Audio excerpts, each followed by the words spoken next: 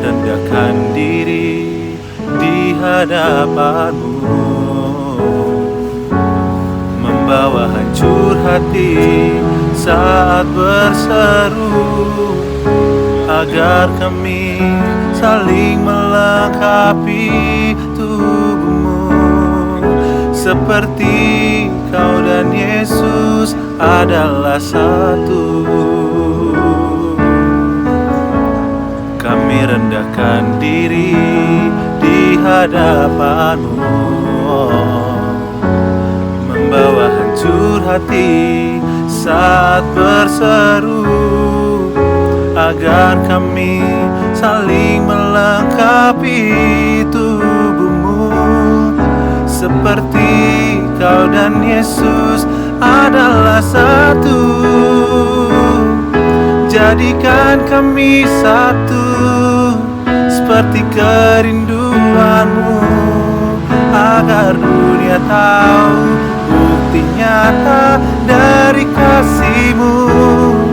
Sebelum kami pergi memberitakan kasih-Mu, mulailah dari kami lebih dulu. Jadikan kami satu.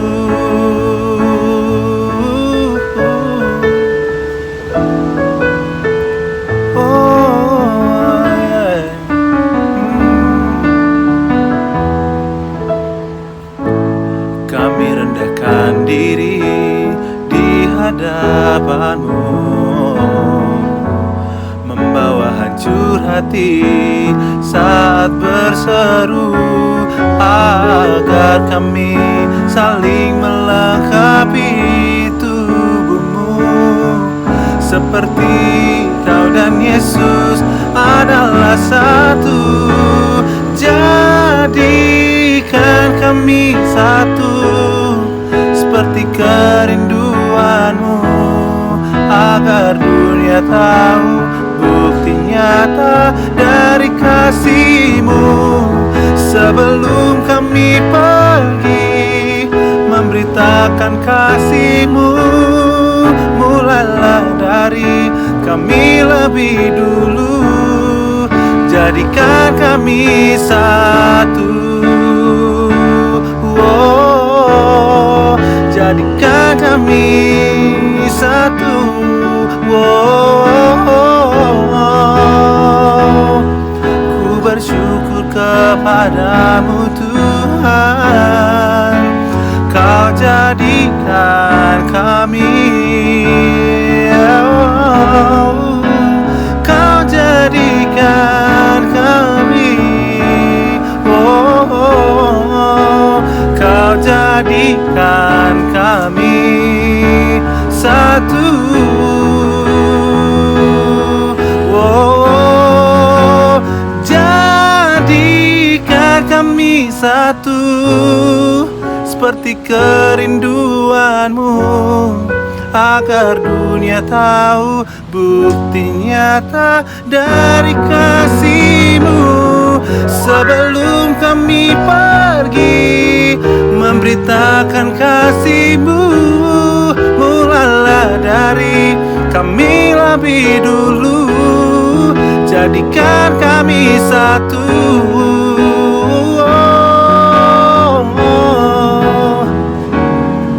Mulailah dari kami lebih dulu. Jadikan kami satu.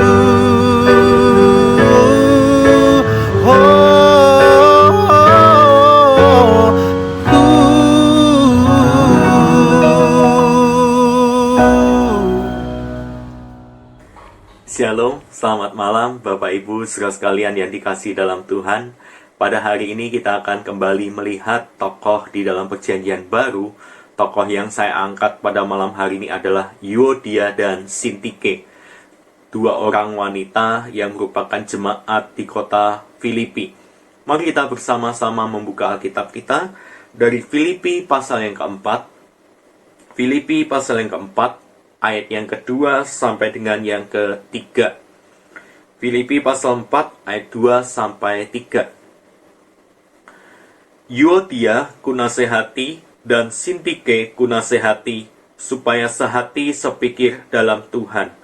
Bahkan kuminta kepadamu juga, Sunsugos, temanku yang setia, tolonglah mereka, karena mereka telah berjuang dengan aku dalam pekabaran Injil, bersama-sama dengan Clemens dan kawan-kawanku sekerja yang lain, yang nama-namanya tercantum dalam kitab kehidupan.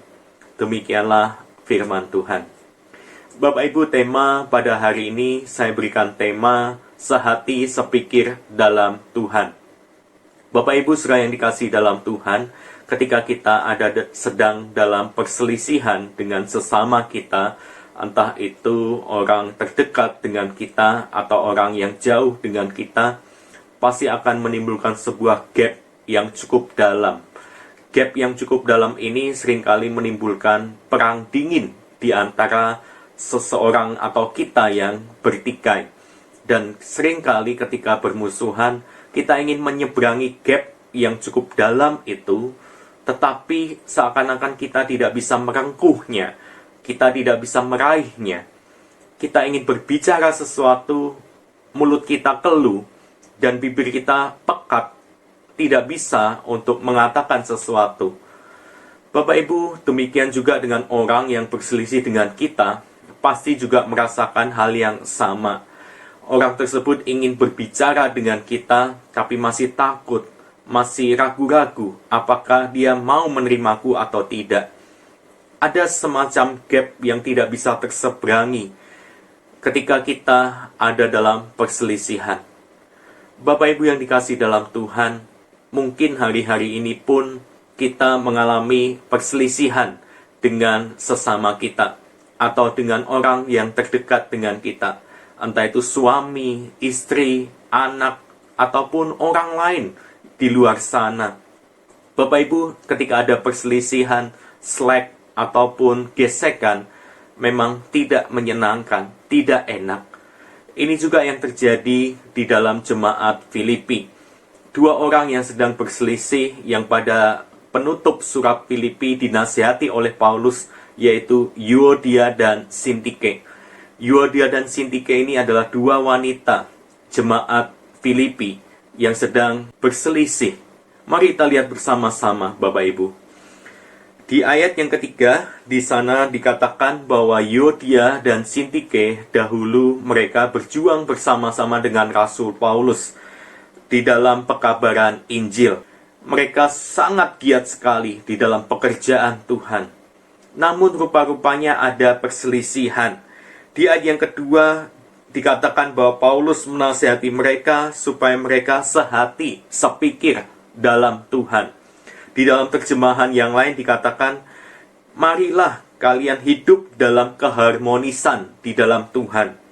Lalu juga ada NIV menerjemahkan setuju satu dengan yang lain di dalam Tuhan. Lalu secara literal ini diterjemahkan sebagai memikirkan hal yang sama di dalam Tuhan. Bapak Ibu, Paulus di sini tidak mengatakan bahwa mereka harus berdamai, menahan emosi, jangan marah-marah, ataupun saling mengampuni, memaafkan, dan lain sebagainya. Kita melihat Bapak Ibu, rupa-rupanya mereka itu bermusuhan, bukan saling membenci, bukan bermusuhan secara terbuka, saling berperang satu sama lain. Di antara mereka mungkin ada keretakan yang disebabkan oleh ketidakcocokan di dalam cara bekerja. Dan ini mungkin bukan hal yang prinsip. Bapak Ibu, kalau berbicara soal prinsip, pasti Paulus akan menegur pihak yang salah. Kita ingat bagaimana Rasul Paulus pernah menegur Rasul Petrus di dalam soal integritas dari Petrus sendiri ketika duduk makan bersama-sama dengan orang non-Yahudi. Dan ketika orang Yahudi melihat, Petrus seakan-akan diam saja. Bapak Ibu, Rasul Paulus melihat bahwa keretakan ini merupakan satu hal yang serius. Kenapa Bapak Ibu? Karena ciri kekristenan atau orang Kristen bukanlah sekedar tidak benci atau tidak bermusuhan, tetapi kasih. Lalu hubungan kita dengan sesama itu juga mempengaruhi hubungan kita dengan Tuhan. Makanya Bapak Ibu, Tuhan Yesus pernah mengatakan, jika engkau mau mempersembahkan korban, tapi engkau masih ada permusuhan dengan sesamamu, tinggalkan dahulu korban itu. Berdamai dulu dengan sesamamu, baru setelah itu mempersembahkan korban bakaran. Bapak Ibu, relasi kita dengan sesama akan sangat mempengaruhi relasi kita dengan Tuhan. Bapak Ibu pasti pernah mengalami satu waktu di mana kita bertikai, berselisih paham dengan seseorang, lalu kita harus beribadah hari Minggu. Pasti di hati kita rasa tidak enak, tidak damai ketika beribadah dengan Tuhan. Kenapa Bapak Ibu? Karena ada hal yang belum kita selesaikan, perselisihan, kesalahpahaman, dan lain sebagainya. Bapak Ibu, kita melihat di sini Rasul Paulus tidak hanya menasehati salah seorang di antara mereka saja, tetapi Rasul Paulus menasehati keduanya. Karena ketika ada seseorang yang mengalami keretakan dengan sesamanya, pasti kedua belah pihak itu sama-sama salah. Tidak ada yang paling benar, tidak ada yang merasa diri benar sendiri. Keduanya pasti ada andil di dalam perselisihan tersebut. Makanya Rasul Paulus menasehati mereka berdua dan juga memohon bantuan dari Sunsugos untuk supaya menjadi perantara, menjadi penengah, supaya mereka bisa kembali lagi sehati, sepikir di dalam Tuhan. Bapak Ibu yang dikasihi dalam Tuhan, Paulus ingin supaya setiap pertikaian, perpecahan bisa diperdamaikan. Terutama bisa diperdamaikan di dalam Tuhan sendiri. Asalkan kedua pihak mau. Yang menjadi kesulitan ketika kita mau berdamai dengan orang lain adalah standing point kita terkadang berbeda dengan orang lain. Terkadang kita mau, tapi orang lain enggan, tidak mau. Ada standing point yang mungkin berbeda. Kita orang Kristen punya standing point, ingin memuliakan nama Tuhan, ingin masalah bisa terselesaikan dengan kasih. Tapi mungkin ada orang lain di luar sana yang sedang berselisih dengan kita, punya standing point yang berbeda. Lebih menonjolkan ego, lebih menonjolkan keakuan. Pokoknya aku yang harus menang. Bapak Ibu, ketika dua belah pihak berselisih paham, terutama bagi orang yang percaya kepada Tuhan, berselisih paham, ingatlah memuliakan nama Tuhan dan tetap sehati sepikir dalam Tuhan. Diharapkan setiap orang Kristen yang berselisih paham, bertikai, memiliki standing point yang sama, yaitu memuliakan Tuhan. Apakah ketika saya berselisih paham, bertikai dengan orang lain, sikap saya itu memuliakan nama Tuhan atau tidak, menyenangkan hati Tuhan atau tidak? Bapak Ibu, ketika kita mau dan kita berusaha untuk tetap sehati sepikir dalam Tuhan, mari kita jauhkan sifat-sifat yang tegar tengkuk, tidak mau mengalah, dan juga gengsi di dalam diri kita. Jauhkan tiga sifat-sifat itu. Biarlah hati kita boleh dengan rendah hati memohon supaya Tuhan membantu kita, Roh Kudus menolong kita. Bapak Ibu, ketika mungkin kita tidak bisa menyelesaikan antara kedua belah pihak atau di antara kita yang berselisih paham, bolehlah kita meminta bantuan kepada orang lain menjadi perantara. Seperti di sini Rasul Paulus meminta kepada Sunsugos supaya membantu Euodia dan Sintike yang sedang berselisih paham ini, supaya Sunsugos dapat kembali meluruskan dan juga bisa membawa jalan keluar yang terbaik atas pertikaian yang sedang mereka alami. Bapak Ibu, dari kisah Euodia dan Sintike ini, mari kita bersama-sama belajar bahwa di dalam setiap permusuhan yang terjadi di dalam diri orang percaya, yakinlah ketika ada sehati sepikir di dalam Tuhan, maka kita bisa diperdamaikan di dalam kasih Kristus. Mari kita juga sama-sama belajar ketika kita melihat ada dua orang yang sedang berselisih paham, mereka mengalami keretakan, janganlah kita juga mengadu domba, tapi biarlah kita bisa menjadi pembawa damai bagi mereka. Bapak Ibu yang dikasihi dalam Tuhan, kalau Bapak Ibu sendiri saat ini mengalami keretakan atau pertengkaran dengan orang lain, maka berusaha untuk membereskan masalah yang terjadi. Mari kita banyak berdoa.